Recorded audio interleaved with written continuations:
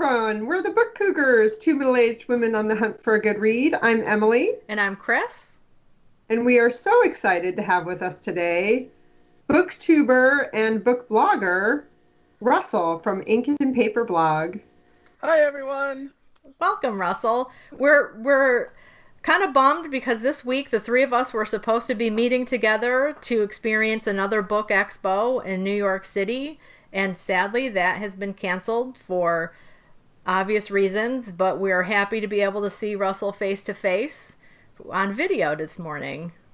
Yeah, it's my one joint jaunt I get to go on every year, and it's easy. There's an easy thing to blame for it not happening this year, but I'm sure missing it. I'm sure you guys are too. So, Yeah, this would have been our third Book Expo together. our third, yes, Yeah. and it's always such an adventure and crazy and wonderful and all sorts of amazing things. So, Yeah. And last year we did a recap video on your BookTube channel of the books that we, the arcs we got at Book Expo and we're really excited about. I guess we're doing, I don't know what you would call, in the book world, you'd call it a prequel. I don't know, a pre-expo. And we thought what we would do instead is do a little mini interview of Russell and then talk about books he is excited about. Because if you aren't watching Russell's channel, you should be. Your TBR will explode. Yeah. He recently did a video on debuts that he's really excited about. And we're big fans of debut novels on the Cougars. Yeah. So Russell, what our first question was just, if memory serves, you started out as Ink and Paper Blog being, a writing blog where you write about books, and then you transitioned to being a booktuber on YouTube. Can you talk about that? Yeah, so it really falls into three categories on the reasons for the transition. I think the first thing, and I'm sure Chris can speak to this as well, I'm such a perfectionist when it comes to the written word that I would always stress myself out every time I was about to put a blog up because I never thought it was good enough. Like, I thought that the text could always be a little bit better.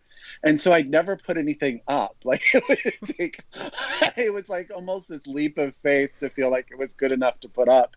And that was a lot of stress on me because I wanted to talk about books, but I felt in the written word, I had to be so articulate and I had to make sure every point mattered and no grammar, spelling errors. And then, so I made a transition where I said, you know what, I wanted it to be a little bit more freeform. So I would just sort of beat out the entries. And then it horrified me because I wanted to read them again.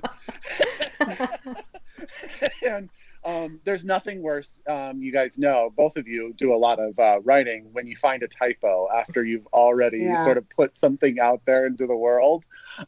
So that was really one of the first things. The second thing was blogs really speak to a certain demographic. Certain people read blogs, right? People have time for it.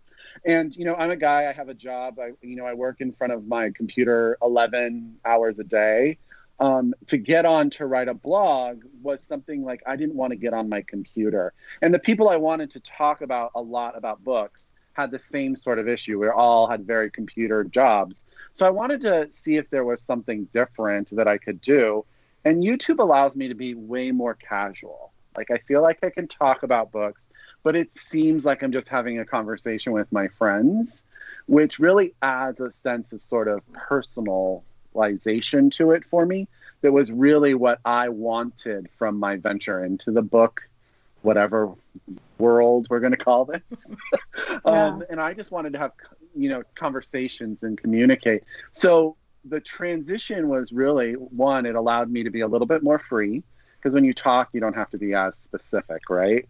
And whenever we talk, we all make mistakes. We all, say our random curse word and we all say a sentence that doesn't make sense. And then it allowed me to do stuff, like this with you guys. I'm doing it for your podcast, maybe for your video channel, but I've been able to sort of meet people and do videos, and it's been super exciting.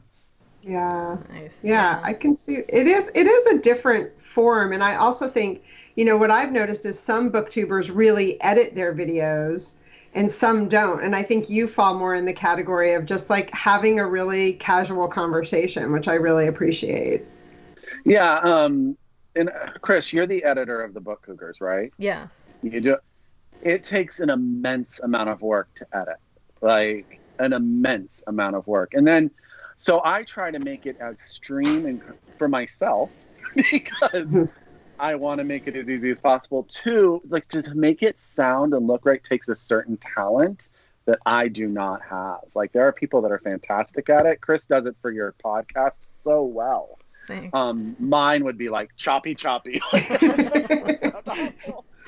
So I just sit down, I turn the camera on, and I talk. Yeah. It's great. Yeah. It's really great. It must be second nature for you at this point. Was it a little awkward at first? Did you do a lot of takes in the beginning? I actually sometimes still do a lot of takes. So yes, in the beginning, it's like that first video must have taken me 5 hours to record. Just could not get it right. And sometimes even now I'll start and I know what I want to say, but I don't like the way it's coming out, or I don't like the way that I'm talking about something, or I'll forget something. So I'll start over. And I feel comfortable doing that because I want it to be as real as possible, but there are certain things I want to talk about. But now I just sit down and sort of go for it and see where it takes me. Yes, because you're, experienced booktuber now. I know. I just passed my 3rd year. So wow. Crazy. Congrats. So yeah, you started at the same time as us, I think. We all started pretty close together. And Chris and I, we had a few missteps at the beginning. Like we definitely had one whole episode we recorded, and then we realized wasn't recording. And yeah, it was one of those, we started and they were like, oh, we messed up, let's do it again, but never hit the record button on that. Right. Let's do it again. It happens. Yeah. I have been there. Sometimes my phone will decide I do all my video on my iPhone. So I always tell people, and I'm saying this to all of your listeners, all of the people that watch you, if you want to do it, it's not hard. It really is just an iPhone and myself and a stand, really. But sometimes my phone will like to shut off or turn off and I'll lose everything that I've done. And it can lead to a little frustration sometimes. Yes. As I like to say, technology is great when it works. Yeah. Right. Russell, in all of his videos, he sits in front of this incredible bookshelf that I just admire so much. And unlike our buddy John Valeri, who revealed at the end that his background was actually his shower curtain covered in books, these are really books behind Russell. Yes. So we have forced Russell's hand to try to recommend 2 books. We'll see if he can stick to just 2. I can't. I've got 3. Okay. That's allowed. I've got 3. I wanted to do something. So this is what I did. I've done 2 that I've read, and then 1 that came out in April that I'm super excited to get to. Oh. So I thought that's what I would do. I was trying to figure out, and I just couldn't throw them out. So the first one I actually want to talk about is a nonfiction book. And I'm talking about this one because it sort of goes along with the Book Cougars, because one of your read-alongs was Carson McCullers' The Heart is the Lonely Hunter, correct? Correct. Yes. Correct. So, and you both love that book, right? Yes. Yeah. So I'm going to recommend this book. It's called My Autobiography of Carson McCullers by Jen Chaplin. And I'm holding it up just in case this does go on your video channel as well. But this is out now from Tin House. And what's really cool about this, Jen Chaplin was a PhD student in Texas. And she's a PhD in literature. And one of her jobs was to archive the collections that the university had from different authors. And one of the collections that the University of Texas had was a collection of Carson McCullers' letters and clothing and all this sort of stuff. Wow. And she was going through a couple of letters and she found correspondence between Carson McCullers and a woman named Anne Marie. And they were clearly love letters. They were clearly love letters between these 2 women. And as Jen started to sort of investigate, she found out that the fact that Carson McCullers had so many relationships with women had sort of been swept under the rugs. When you looked at the biographies of her, they didn't really ever talk about that. So she went on this investigative journey. Interestingly enough, she spent 5 or 6 months living in Carson McCullers' actual house in Georgia, wow. which is actually in a museum. So she was like part of the museum for 6 months. It's really interesting. And she just dug into her relationship with a bunch of different women. But it's also a memoir, because what this sort of investigation did for Jen, it has allowed her to sort of come to terms with her own sexual identity, her own queerness. And it talks about coming out. It talks about coming out to your family. It talks about sort of how queer people live in the United States, even now, as well as when Carson was in her heyday. And you learn a lot about Carson. I think one of the things that I love that I learned about this is that Carson is from Georgia. You guys know that. And a library in Georgia actually requested to be the housing place for all of her letters and all of her memorabilia. But Carson's rule was, I'll give it to you, but you have to desegregate your library. Good for her. And they wouldn't. So she gave it all to the University of Texas instead. Wow. Good. So that just goes to show you what kind of person Carson McCullers was. Right. She was very colorful. And you learn a lot about her, but you also learn about Jen and how Jen comes to terms with her own sort of place in this world. It's really moving at times, but it's informative, and it's just really, really good. So if you loved Heart of the Lonely Hunter, I highly recommend sort of this as the next book. And that's why, see, I was confused because I'm having a brain fart here, because if you write about someone else, you typically call it a biography, right? So it's called an autobiography because it's also, she intertwines her own self. That's brilliant. I love that. Yeah, so it's sort of like a memoir. It's like an investigative memoir, kind of. And it's also just really a love letter to a woman who couldn't always be herself and struggled with her own identity, as Jen did decades later. Right, because and also I was trying to remember when Carson, was she in the 50s? She was in the 30s, 40s, and 50s. She Okay. died in the early 60s, I think. Okay. I think. Don't quote me on that, just because I'm not great with dates. But Yeah. Well, So that book's going to hit a lot of different. It's going to scratch a lot of different itches for me. I mean, I do like her writing. Archival work I love, and then obviously the queer angle and someone coming to terms with their own identity, which is constantly evolving, and it sounds like a great recommendation. Thanks, Russell. Yeah, well, when I read it, the whole time I was reading, I was like, Chris is going to like this book. I need to make sure Chris hears about this book. And so when this opportunity came up, I knew I had to talk about it. So, right on. Yeah. So then I went a little bit more summary. Have you guys, or any of you, had a chance to read Emma Straub's All Adults Here yet? Not me. Not yet. Okay, so we all know Emma Straub, right? She owns Books Are Magic, and she's wonderful, and we love her for so many different reasons. But this is her new novel that just came out from Riverhead. And this is my book of the month club pick. I love them. I'm not sponsored by them, but that's like a dream of mine. So I keep it in my... If I keep talking about it, maybe someday it will happen. Putting positive... Hint. But I love them. And so this is just one of those, I love a book that's just a family saga. Mm-hmm. I just love a book that's about a family. So this book it's set up in the Northeast. It's got like one of those randomly tragic beginnings. The grandmother figure is out in town, and she watches a woman she knows get hit by a bus and die. Mm-hmm. And that triggers for her a realization that she needs to live her life the way that she wants to live her life. And part of the story is that her young granddaughter is coming to live with her due to something that happened in school, and all of her children sort of converge as well. And it's really about how they've all gotten there, all of their sort of, not their family secrets as much as the truth that you tell your family isn't always the whole truth. Sometimes you work it a little bit. You mean it never is?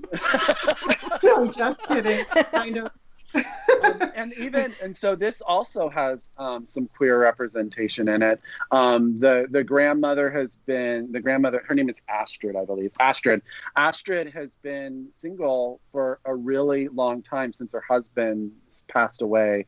And well, her children think she's been single. That's all I'll say. Oh. And it has a lot to do about, the family dynamics, who's the favorite child, who thinks there's the favorite child, and how everyone comes together.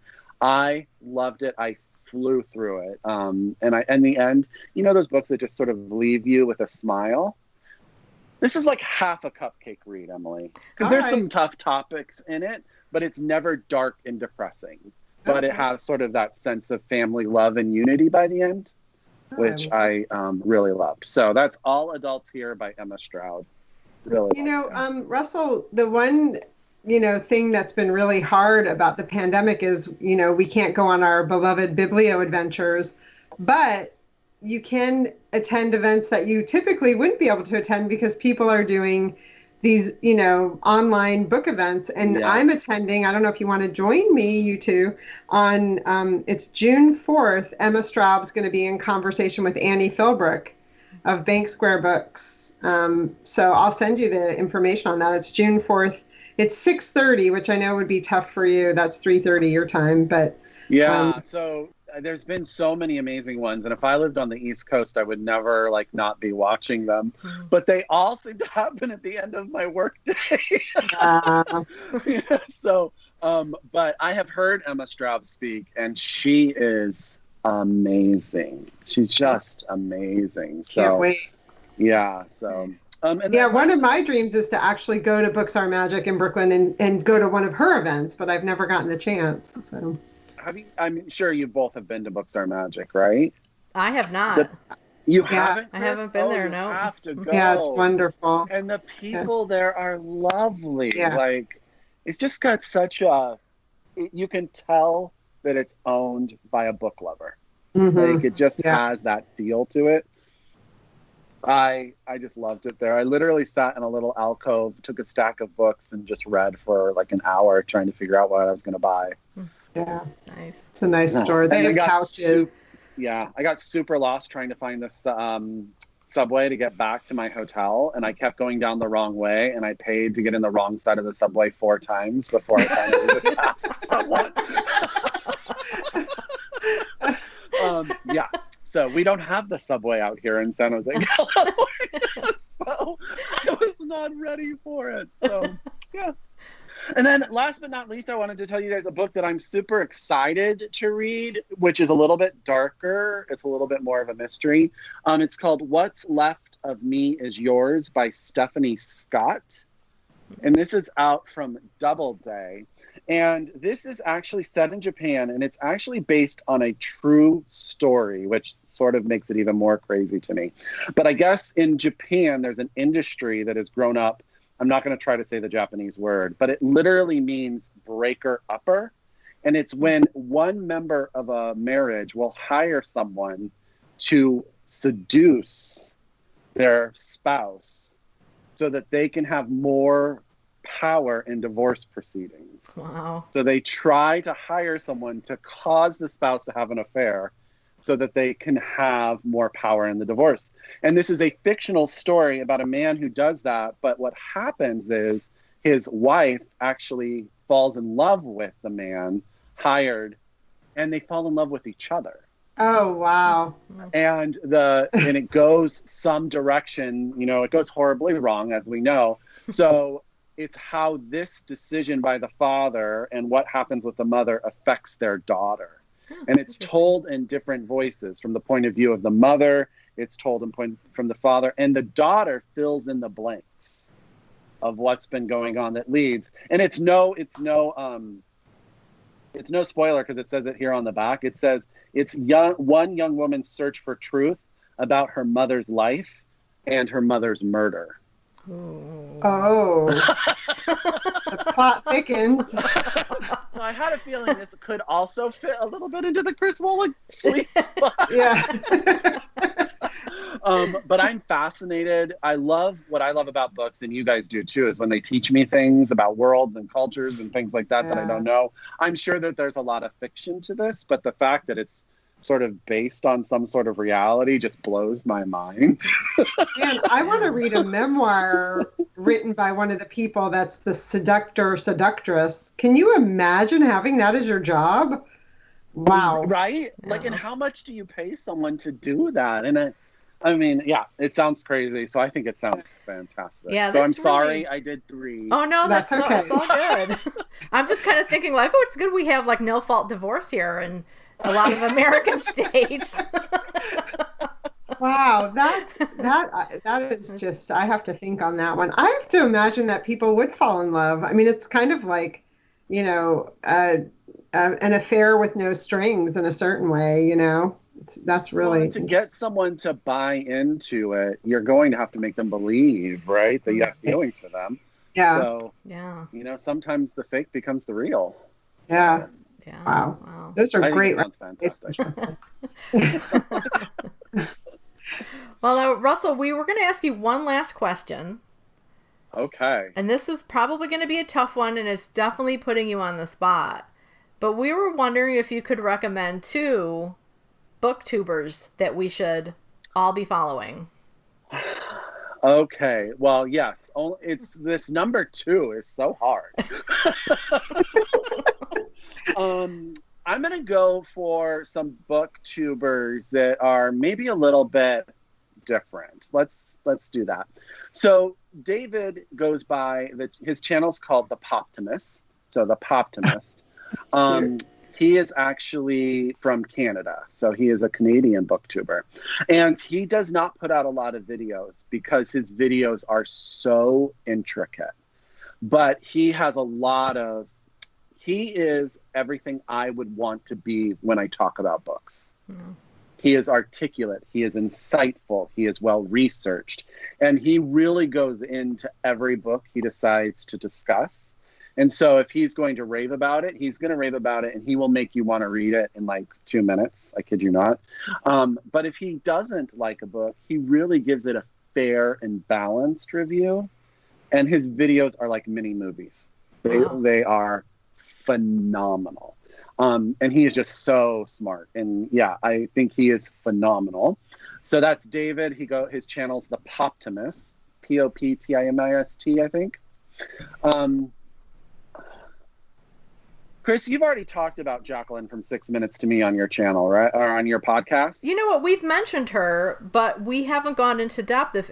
She'd be a great one to talk about. Absolutely. Yeah.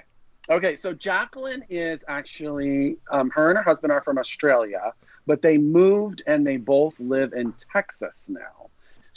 They are both lawyers by trade.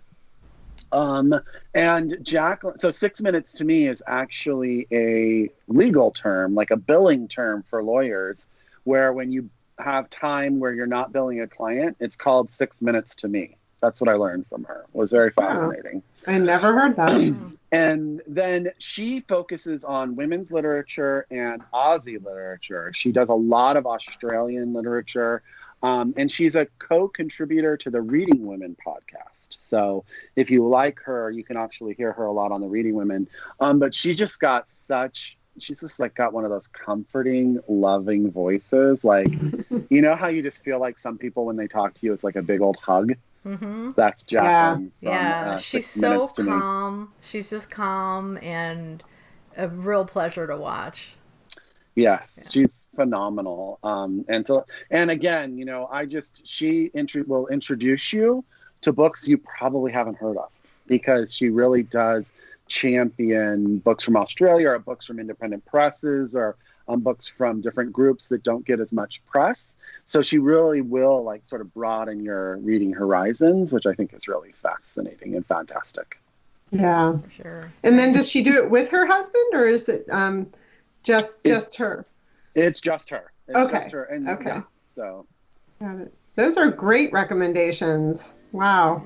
Thank you. I wish Russell and I often text each other during the workday and say, I wish we could just quit our jobs and read for a living.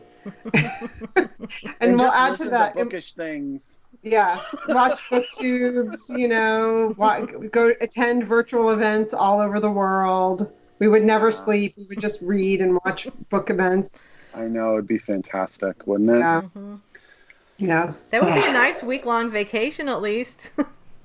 Yeah, we could do that. We could just hire a personal chef so you don't even have to break for that kind of stuff. You'll just have delicious, healthy food placed in front of you. That's a good idea. After this is over, where we can go outside and read sometimes. So I think that's when you used to get a lot of your reading time done, right, Russell? You would, at lunch break, you would just go outside and read at lunch. Yeah.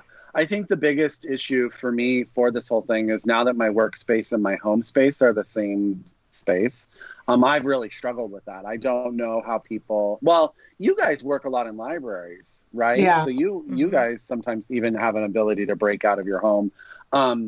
When I get stressed, I loved the idea of coming home from that. And now it's just like home and work are the same space. So that's been a tough change for me as a person. But yeah, I miss going outside and reading in the sunshine. California, the Bay Area especially, is still very much under lockdown. So there's very few places you can go. You can't go anywhere without a mask. It's required anywhere you leave your house. So not exactly reading. Yeah. Right. Doesn't encourage that for sure. So, yeah. Well, Russell, thank you so much for taking the time to come and talk with us today. It's great to see your face and talk books with you. Yeah. Hopefully we'll see each other in person again sometime soon. It needs to be soon, ladies. Yes, very much soon. I keep trying to convince Dan that once this is all over, we're going to do a Connecticut, Vermont little journey. So won't be, hopefully we can make that actually happen. Name the date. Yes. We will join you. Thank you guys so much for having me. Great to see you. Good to see you guys too.